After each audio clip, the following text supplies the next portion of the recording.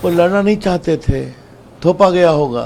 तो रायबरेली भी लगता है दबाव में ही गए हैं। चलिए, उनकी पार्टी उनको कहाँ से लड़ाती है उनका विषय है। बताइए, जो व्यक्ति प्रधानमंत्री को चैलेंज कर रहा है रोज, ऐसी भाषा जो शर्मनाक भाषा है, वो अपने पुरानी कॉन्स्टिट्यूंसी से लड़ने में डरते हैं। वो तो मोदी जी के बारे में बोलते थे कि लोकसभा में बोलूँगा तो भूकंप आ जाएगा।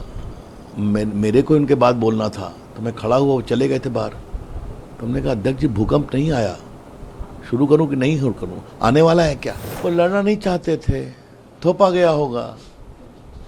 पहले अमेठी के हार के बाद वायनाड चले गए क्योंकि वहाँ मुस्लिम और क्रिश्चियन अधिक थे। लग रहा है वहाँ से भी हारने की उम्मीद है।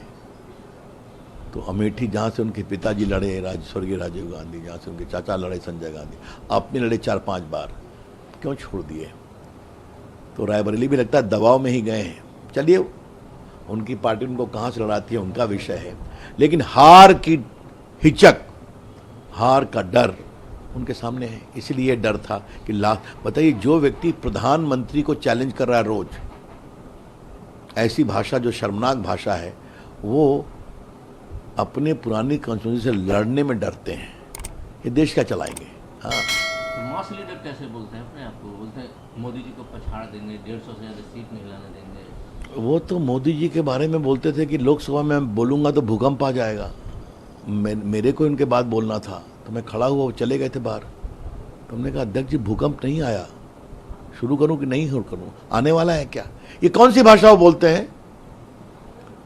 मैं एक दिन में गरीबी खत्म कर दूंगा तो मैं ये कर दूंगा।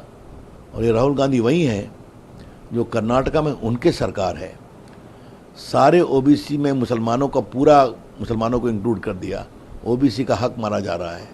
वो भी खामोश हैं, लालू यादव भी खामोश है, जबकि धर्म के आधार पर आरक्षण अलाउड नहीं है। उमर अब्दुल्ला कहते हैं कि 405 से ज़्यादा सीट अगर भाजपा को आ जाएगी तो संविधान खतरे में पड़ जाएगा। क्या इसका? ये बिल्कुल बेबुनियाद है। संविधान स्थायी है, शाश्वत है।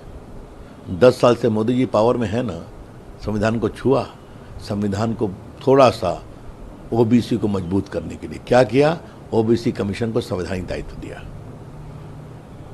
वीकर सेक्शन के लिए 10% रिजर्वेशन किया, इकोनॉमिकली वीकर सेक्शन के लिए।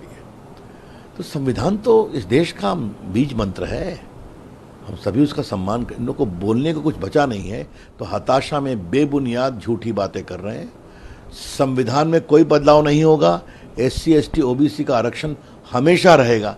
हाँ, अब कुछ लोग का ताकत काफ़ी कम हो गई है, हाँ, तो हार से थोड़े घबराए हुए हैं।